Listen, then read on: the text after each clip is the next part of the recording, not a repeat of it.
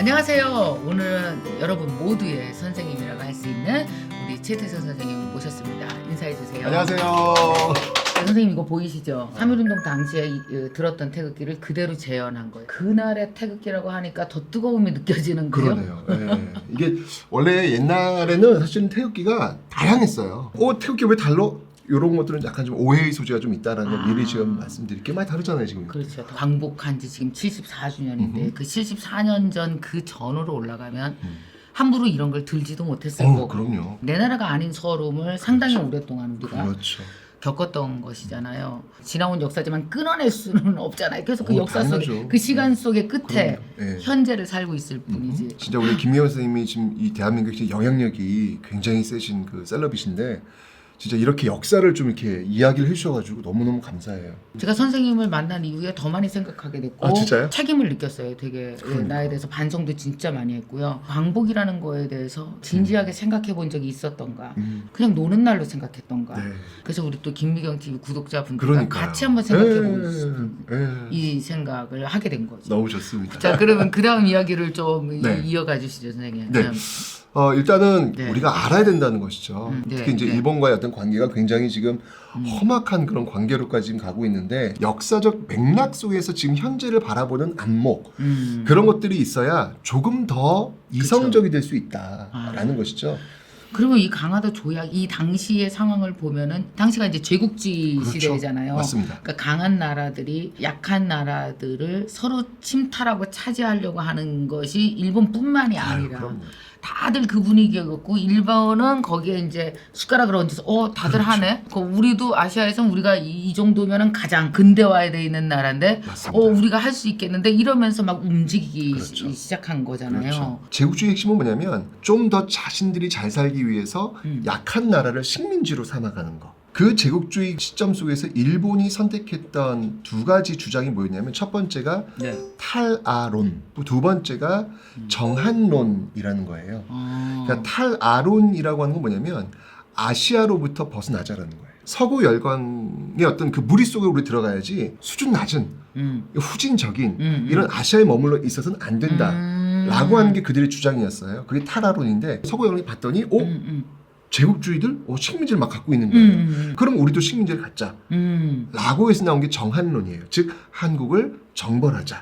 이게 1868년이 네. 일본의 메이지 유신이 벌어진 네, 그런 해거든요. 그렇죠. 이 메이지 유신은 뭐냐면 쉽게 얘기하면 과거로부터 단절이에요. 단절의 어떤 선언이 바로 메이지 유신이었고 그 메이지 유신의 어떤 그 원동력이라고 하는 게 바로 탈아론과 네. 그 이후 정한론으로 연결된다. 그 결과가 결국은 일본이 우리나라 식민지로 만들게 되는 논리로 작용이 되었던 것이죠. 우리나라 조정은 신하들 포함하여 알고 있었을 거 아니에요? 알고 있기도 했고 모르기도 했고 아니라고도 했고 주류들은 뭐냐면 이런 변화에 능동적으로 대처하지 못했다는 거예요. 쉽게 얘기하면 신분제를 한번 들어볼게요. 네네네. 이 반만년 역사를 어떻게 보면 끌고 왔던 어떤 사회 시스템이라고 볼 수 그쵸. 있죠. 근데 이걸 폐지하자라고 하는 게 어찌 본다면 그 근대로 가는 첫 출발점이거든요. 근대의 가장 큰 특징은 뭐냐면 시민사회, 민주주의라는 건데 이걸로 가기 위한 어떤 노력들 이런 것들을 과연 보였냐는 거예요. 굉장히 저항을 하거든요. 안 했죠. 대신 일본의 메이지 유신 같은 경우에는 메이지 유신 자체를 통해서 그런 걸 다 없애버려요. 스스로.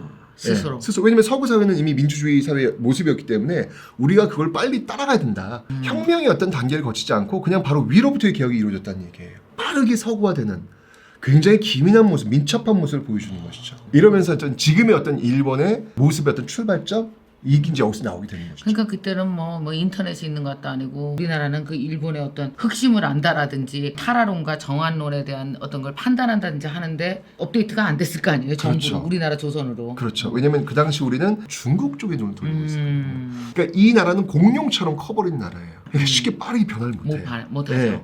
우리의 정신은 그대로 있고 그냥 걔네들이 뭐가 좀 무기가 좀 발달된 것 같아. 그럼 그런 정도만 받아들이자. 이런 모습으로 지금 바뀌고 있었는데 우리가 그걸 그대로 따라하려고 했던 거예요. 그래서 중국도 거의 서구 열강의 반식민지가 됐고 그렇죠. 우리는 일본의 식민지가 됐고 이런 결과를 맞이하게 됐던 거죠. 결정적 식민지의 그 사건은 뭘로 봐야 돼요? 여러 번의 어떤 기회가 있었어요. 우리도 좀 새로운 세상을 만들려고 했던 그런 기회가 있었는데 다 꺾여요. 예를 들면은 갑신정변. 네, 네. 1884년에 있던 1884 갑신정변. 네, 네. 여기서 새로운 시대를 바꾸자라고 시도했지만 실패로 돌아가요. 네. 그리고 10년 뒤 1894년 동학농민운동이 일어나요. 그렇죠. 이게 또 진압돼서 또 실패로 돌아가요. 그리고 또 한 번 마지막 기회가 있었는데 그게 뭐였냐면 독립협회 활동이라는 네. 시기가 있었어요. 네. 이 근대의 가장 큰 특징은 뭐냐면 네. 이 민과 함께 하는 게 제일 중요하거든요. 네. 왜냐면 근대 특징은 시민사회예요. 이 시민들이 주인공이 되고 시민들이 음. 주체가 되어가지고 새로운 세상을 바꿔 나가는 모습들 이게 나와야 되는데 네. 이 민이 주도가 되어서 뭔가를 바꿔보려고 했던 마지막 기회가 뭐냐면 독립협회였어요. 네. 이 독립협회에서 전개했던 그 회의가 뭐였냐면 그게 네. 유명한 만민공동회라는 겁니다. 최초의 정치 집회라고 볼 수 있죠. 그러니까 이게 지금 이제 종로에 가시면 종각역 있잖아요. 종각 네, 있잖아요. 네, 네. 거기에 사람들이 막 모여가지고 말 그대로 만민, 만여 명의 사람들이 모여가지고 회의를 하는 거예요. 근데 그때 연설했던 사람이 누구냐면 백정 출신이 연설을 해요. 어마어마한 일에. 이건 엄청난 상징적 장면이에요. 오, 예. 양반 관료 앞에서 백정이 나와가지고 네. 나는 이렇게 생각합니다.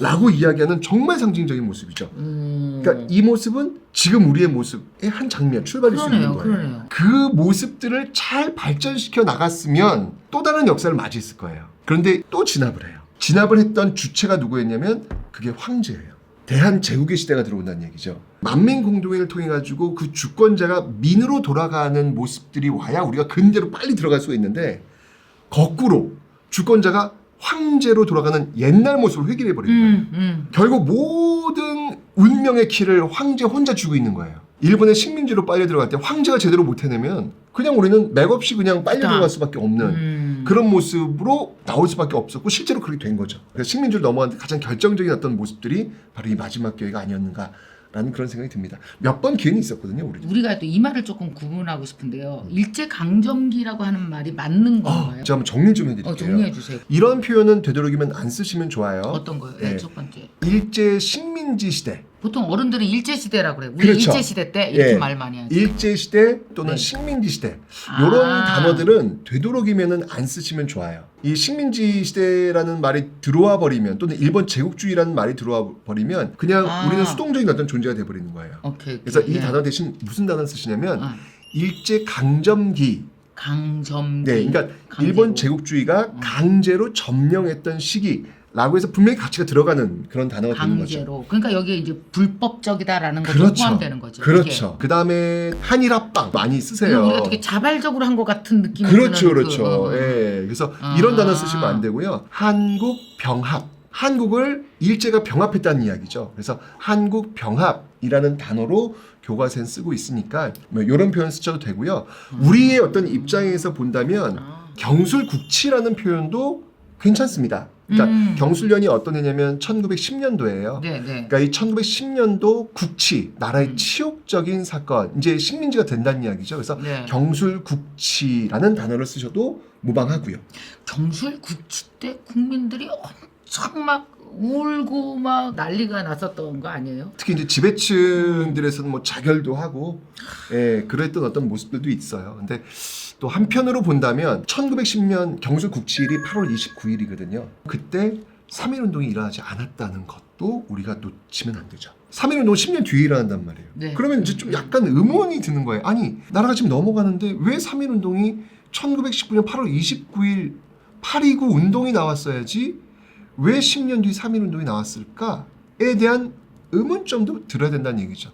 그건 뭐냐면 당시를 살던 사람들에게 있어서 대한제국이 썩었던 모습이나 일제강점기로 넘어갔던 모습이나 뭐가 차이가 있겠는가 라고 하는 아픔도 있었다는 이야기예요. 네. 그리고 나서 이제 일제강점기 들어와가지고 우리 주권 없는 시기가 무엇인지를 경험하니까 이건 아닌데?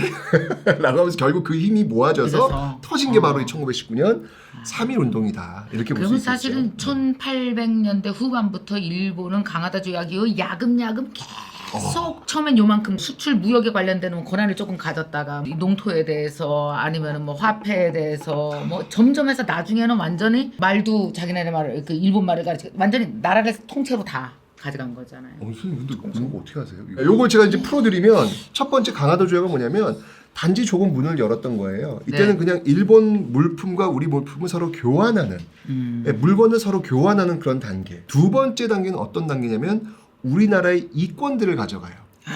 이권, 철도, 경인선, 경부선 이거 다 일본이 놔요. 일본이 어떤 중국 침략을 위한 어떤 전투 기지로 만들기 위한 토대를 만들기 위해서 한 거거든요. 이권들을 가져가는 게 두 번째 단계. 세 번째 단계가 뭐냐면 바로 화폐 정리 사업이라 그래가지고 경제적, 금융적, 자본적 침탈이 들어와요. 경제 시스템을 장악하러 들어오는 거예요. 그다음 네 번째 단계가 뭐냐면 토지 조사 사업. 이런 식으로 해서 토지를 가져가는 그런 단계. 아예 이제 식민지로 만든 어떤 그런 단계. 이렇게 네 단계를 거쳐가지고 결국 우리가 식민지로 들어가는 어떤 그런 모습들이거든요. 여기에 도움 줘서 부자가 되는 사람은 또 얼마나 많을까? 대표적인 게 이제 을사오적 같은 이완용, 이근택, 이지용, 박재순, 권중현. 제가 일부러 이름을 이야기하는 거예요. 때마다 우리가 좀 기억하자고요. 죽어서 이렇게 늘 욕먹으면서 평생 사셔야 되는 그런 분들의 어떤 운명들을 우리가 좀 계속 확인해 줄 필요가 있겠다. 아이고 뭐 이렇게 이런 식으로 이권에 대해서 하나하나씩 내준 게 뭐 수백 가지겠죠, 뭐 수천 가지겠죠, 하나하나. 아유 엄청나죠. 뭐 심지어는 군대까지 해산시킬 정도였으니까. 군대 해산했죠. 뭐 게임 끝난 거죠. 뭐 군대가 해산됐으면 뭐. 그러면서 이제 마지막으로는 이제 우리가 3.1 운동이 근데 그때는 효과가 좀 있었다고 제가 역사책에서 읽었어요. 그날 그럼요. 이후로는 그럼요. 그 무단 통치가 그렇죠. 좀 이거 이런 식으로 해갖고는 안 되겠구나. 혁명이 일어난다, 큰일 나겠다 네. 싶어서 소위 문화 통치로 바뀌어지고. 선생님 전문적 용어들이에요. 시험 볼까봐. 제가 좀 하나 더 붙인다면은 문화 통치라는 표현 앞에다가 소위 그들이 문화 통치라고 이야기하는 건데 사실 문화란 말은 또 좋은 말처럼 들리잖아요. 맞아. 그죠? 지네가 좋은 말로 했겠지. 그렇죠. 그래서 거기다가 이제 소위 문화 통치. 자, 그러면 이제 좀 정리를 해 나가면서 그 후에도 독립 투쟁을 끊임없이 했죠. 뭐 나라 내에서도 했었고 가장 고통스러웠던 게 일본이 전쟁을 본격적으로 시작을 하면서 징용으로 끌려가고 위안부로 끌려가고 정말 많은 분들이 얘기하시더라고요. 45년 해방 전까지가 한 10년 15년이 가장 고통스러웠었다고. 그럼요. 너무 힘들었었다고 국민들이. 일제가 만들었던 법이 뭐가 있냐면 1938년도에 만든 국가총동원법이라는 게 있어요. 일제가 이제 중일 전쟁, 태평양 전쟁, 그러니까 중국과 미국하고 싸워야 되니까 일본의 인구와 물자로는 부족한 거예요. 이제는 식민지 조선의 백성들까지 전쟁에 동원해야만 버틸 수가 있는 것이죠. 근데 조선 사람들이 일본 사람을 위해서 목숨 내놓을 수는 없잖아요. 그럴 리는 없잖아요. 그래서 그들이 선택했던 게 뭐냐면 민족 말살이에요. 우리 머릿속에 내가 조선인이라고 하는 생각들을 지워야 되겠다. 내가 일본인이다. 라는 생각을 집어넣어야 일왕을 위해서 충성을 다해서 해라. 그렇죠. 예, 그래서 나온 게 이제 민족 말살 통치고 그래서 나온 게 국가 총동원법이에요. 근데 이게 되게 무서운 법이에요. 총동원의 주체가 누구냐면 국가예요. 국가가 주체가 돼버리면 여기에 한 개인의 인권은 매몰될 가능성이 굉장히 많아요. 징용과 징병과 위안부의 모습들이 나올 수밖에 없는 구조가 나오는 거예요. 그러니까 일본 정치인들이 뭐 위안부의 증거 없다 뭐 이렇게 얘기를 하잖아요. 근데 작은 세세한 그 시행령들은 그들이 폐기 처분해서 없을런지 모르겠지만 그 상위법이라고 할 수 있는 국가총동원법은 아주 명백히 남아있거든요. 이 국가총동원법이란 체제 속에서 그 시행령들이 나오는 거거든요. 그렇겠죠. 이런 것들을 부정한다라고 하는 것은 참 가슴이 좀 많이 아프죠. 새로운 건강한 미래를 이렇게 건설하는데 제일 중요한 거는 과거에 대한 직시거든요. 지금 뭐 우리가 한일 관계 굉장히 안 좋고 우리가 또 위기다라고 하지만 우리의 이 DNA는요. 그 힘들고 어려운 상황 속에서도 반드시 이겨냈던 그런 저력이 있는 DNA를 우리 갖고 있거든요. 우리 이 대한민국이라고 하는 이 나라가 어떻게 탄생했냐면 민이 중심되는 민국의 탄생. 민국의 탄생이 언제 만들어졌냐면 그 3.1운동의 결과 만들어진 게 민국이라는 거예요. 네, 맞아요. 그러니까 이 3.1운동은 독립뿐만 아니라 민주주의마저도 이뤄냈던 이 엄청난 모습을 그 힘든 시기 일제강점기에 우리가 해냈다는 거잖아요. 그리고 지금 말씀하신 대로 그런 어떤 계속된 어떤 독립의 어떤 저항의 어떤 노력들이 있었기에 1943년 2차 세계대전이 끝날 때 어떤 그 상황을 정리하기 위한 카이로 회담에서 세계 수뇌부들이 우리나라만 콕 집어가지고 한국의 독립을 약속하는 이 모습을 만드는 게 우리라는 이야기죠. 맞아요. 그래서 저는 이런 역사를 알고 있는 것, 이게 바로 우리 몸속에 그 DNA를 심는 거라는 생각이 드는 거예요. 이런 것들을 알아나가면서 지금의 어떤 이런 위기들도 차분하게 네, 맞아요. 극복해 나갈 수 있는 힘, 그리고 그 결과는 반드시 우리가 만들어낼 거라고 저는 확신합니다. 네. 저도 확신합니다.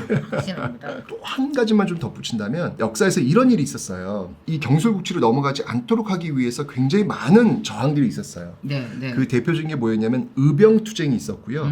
계몽운동이 있었어요. 아, 계몽운동. 네, 의명투쟁은 지금 싸우자라는 것이었고 계몽투쟁은 뭐였냐면 지금은 싸울 때가 아니라 지금은 힘을 기를 때다. 그때 이 모습을 보면 서로 다른 생각과 서로 다른 생각을 하는 사람들에 대해서 좀 비판했던 그런 사례들이 있어요. 둘 다 어쨌든 나라를 위한 그렇죠.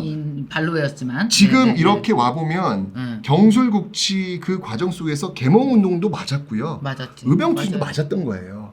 지금 우리의 모습들 속에서도 여러 다양한 모습들이 있잖아요. 격려해주고 네, 맞습니다. 나는 내가 할 수 있는 방법들을 하면 된다는 역사에서 우리가 이런 걸 배워야 되지 않을까라는 생각이 드는 거예요. 지금 이렇게 어려운 위기 상황 속에서 서로에게 총을 쏘는 어떤 이런 모습들은 또 구한말에 우리가 했던 모습들을 반복하는 게 아닐까라는 생각. 그게 진짜 네. 걱정되고 우려되는 점이죠. 그러니까요. 그게 그들이 노리는 거일 수도 맞습니다. 있어요. 다들 열심히 하고 계신 것 같아요. 각자의 위치에서 네, 네, 다들 네. 열심히 해요. 저는 다 오케이. 네. 목표는 뭐냐면 이 위기를 극복하는 게 우리의 목표잖아요. 그렇죠. 결국은 국익을 위해서, 국가를 위해서. 그럼요. 서로에게 격려해주면서 힘내라고 네. 해주는 모습들이 좋지 않을까라는 생각이 듭니다. 아, 선생님 진짜 결론 광복절답습니다. 아이고 감사합니다. 아, 진짜 그 진짜 중요한 네. 얘기거든요. 역사에 대한 가장 큰 예의는 알아주는 것 같아요. 아 그럼요. 그날 무슨 일이 있었는지 그날로 돌아가서 후대 사람이 봐주고 알아봐주는 게 역사에 대한 예의고 예의. 국민이 갖춰야 될 기본 자세라고 생각이 맞습니다. 드는데 또 8.15를 맞이해서 74년 전 8.15로 가서 그날을 들여다봐주는 거죠. 이게 국민이 가져야 되는 그렇죠. 또 하나의 가치고 예의다. 국민이 가져야 되는 정신이다라는 생각이 들어서 오늘 이렇게 정말 여러분들이 다 좋아하시는 역사 선생님 최태성 선생님을 모시고 얘기 나눠봤는데 여러분도 74년 전 그날로 돌아가셔서 그날을 알아봐주고 봐줄 수 있는 시간이 오늘 꼭 되셨으면 좋겠습니다. 김기영 TV에 오시는 많은 분들께서 이렇게 기억하려고 노력하시는 모습들 너무너무 감사드리고요. 저는 그게 우리 시대를 살고 있는 사람들이 우리 시대를 만들었던 사람들에 대한 네. 기본적 예의다라는 생각이 듭니다. 그 예의의 또 하루가 오늘이 되시길 바랍니다. 감사합니다. 네, 감사합니다. 네, 감사합니다.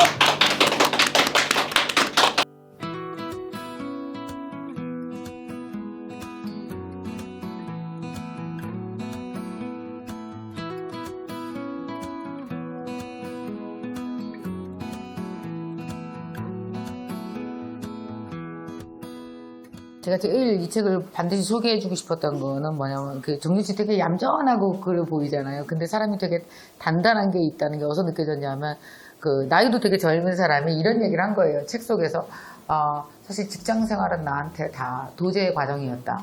좀 아마존도 결국 그러니까 아마존을 크게 보고 저를 작게 보니까 굉장히 힘들더라고요. 근데 제 인생을 이렇게 좀 길게 보고 그 중간의 과정의 아마존으로 봤을 때는 예. 그게 훨씬 마음이 좀 더 그러니까 좀 더 주체적으로 볼 수 있게 됐다 그래야 될까요? 나가기 전에 내가 최대한 많이 배우고 나가겠다라고 하니까 그 시간들이 왜 이렇게 나를 힘들게 하는 곳에서 내가 배우고 또 대우도 받는 그런 곳으로 좀 바뀌었던 것 같아요. 네.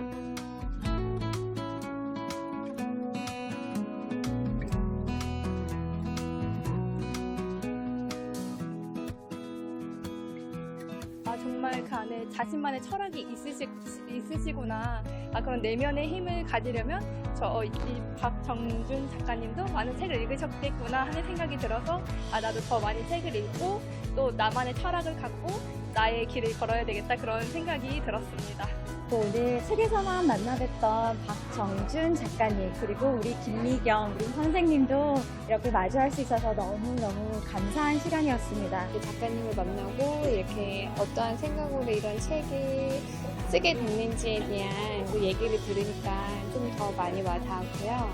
책을 읽으면서 궁금했었던 내용들을 직접 이제 물어볼 수 있는 기회가 있어서 좋았던 것 같아요.